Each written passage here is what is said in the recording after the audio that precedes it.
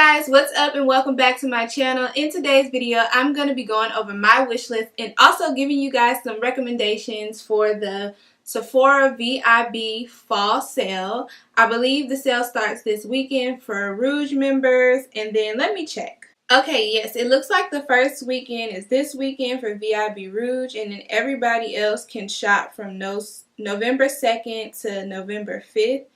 At least that's what this article says. Let's get right into what's on my wish list. Okay, I apologize now if I'm looking down a lot. I have my phone here, which has my Sephora up to look at what's in my cart. So first, let's start off with the Fenty Beauty Gloss Bomb. Y'all, everybody raves about this lip gloss. I tried the other one, the Diamond Bomb one that she came out with recently. Okay, so the first thing on my list, on my wish list, not a recommendation because I haven't actually tried it, but everybody raves about the Fenty Beauty Glass Bomb, the original one, and this time I'm definitely going to pick it up. I really love the lip glosses that came in the Beach Please collection, and I hear that the Glass Bomb formula is like 100 times better, and I love that formula, so I'm definitely picking that up. The next one is actually a recommendation. I would totally recommend that you get any of your expensive skincare items during this sale. So my favorites are the Ole Henriksen Brightening Essentials set. I love the Truth Serum that comes in this and the cleansing gel. I think that's like $34, and with the 20% off it'll be like $20 something, and you get 3 travel size items. I don't know if I mentioned this in the video before, but I do like to buy travel size skincare items just in case it doesn't work well with my skin. Or I just like to try stuff, and I don't use a lot. Like Tatcha and Ole Henriksen don't require you to use a bunch of products, so it really lasts a long time. Next, while we're on skincare, I would highly recommend the Tatcha Silk Canvas Primer.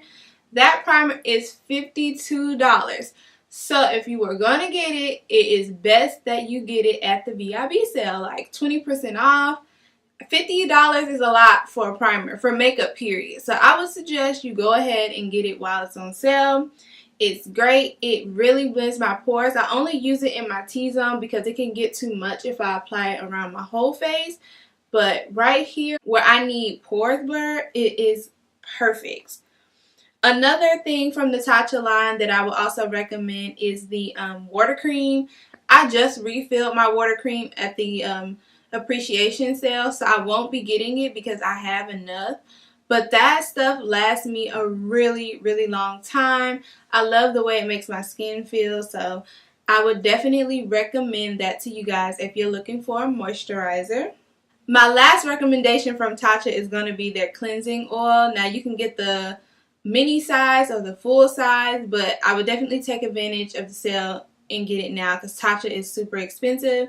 That cleansing oil is so good at removing makeup, and it's so soft, and even if you're oily skin, I don't feel like this will leave you super oily because it washes all off. Super great cleanser. Totally recommend. So the next thing on my wish list are some items from Huda Beauty. I have not tried any of Huda's products. I know I'm very late. The problem was, okay, so everybody has their own drama with Huda. She has pissed off basically a whole bunch of different people for different reasons. And yeah, her items get kind of mixed reviews. So I'm going to take the opportunity to get 3 items during the Sephora sale from her line. And that is going to be the Huda Beauty Overachiever High Coverage Concealer.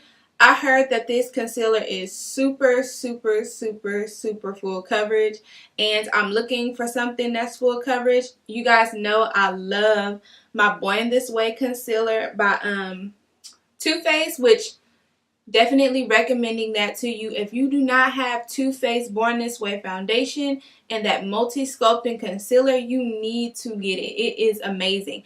But both of those are medium coverage, so I'm on the market for a good high coverage concealer. Huda Beauty is a contender. and Jouer Cosmetics. So that's going to be tricky for me because my Sephora doesn't carry either of these. So I'm going to have to pick my shade out online and order it. But I will definitely let you guys know how I feel about those once I get them. So those are both on my wish list. The Jouer Cosmetics High Coverage Liquid Concealer and the Overachiever by Huda. The other two Huda Beauty items that I have on my list is the, I know guys, the Easy Bake Loose Baking Powder, setting powder, whatever it's called, the one that she apparently stole from Beauty Bakery, the concept, not the actual powders. Yeah, so I withheld from purchasing that in the beginning because it was just too much drama surrounding it. But the one thing that I can say about Huda is she does have every single shade. I think this powder comes in eight different shades, and it ranges from really, really light to like the darkest of deep translucent setting powders. And I really like that about her brand. So I said, you know what, I'm going to give it and try the powder. People rave about it. And she has this, I think the shade is Kunafa. And it's like the right amount of yellowish brown, like deep golden. And I love, love, love that shade. So hopefully it looks very true to picture and it works out for me. Again, I will let you guys know once I try it out and use it. But yeah, the last thing that I'm getting from Huda is the Nude palette. I think that's what it's called. The Nude palette, which is releasing on November the 1st. Very, very, very excited about that palette. It has a bunch of like cool tone pinks and light purples and glittery shades. And no lie, that's just the type of palette that I love. I love pinks, purples, and all the sparkly stuff. And I love the concept of it, the Nude palette. It kind of reminds me of both of the KKW palettes in one. Kinda, without the deeper purples. So I figured instead of buying two KKW palettes, I could just buy Huda's palette for 20% off. And yeah, maybe it's better quality, I'm not sure. People rave about the Desert Dust one, and then it's mixed reviews about the one she remastered. What's it called? The rose gold one.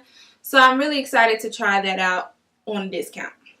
Okay, so the next thing that is on my wish list is the Milk Makeup Kush High Volume Mascara.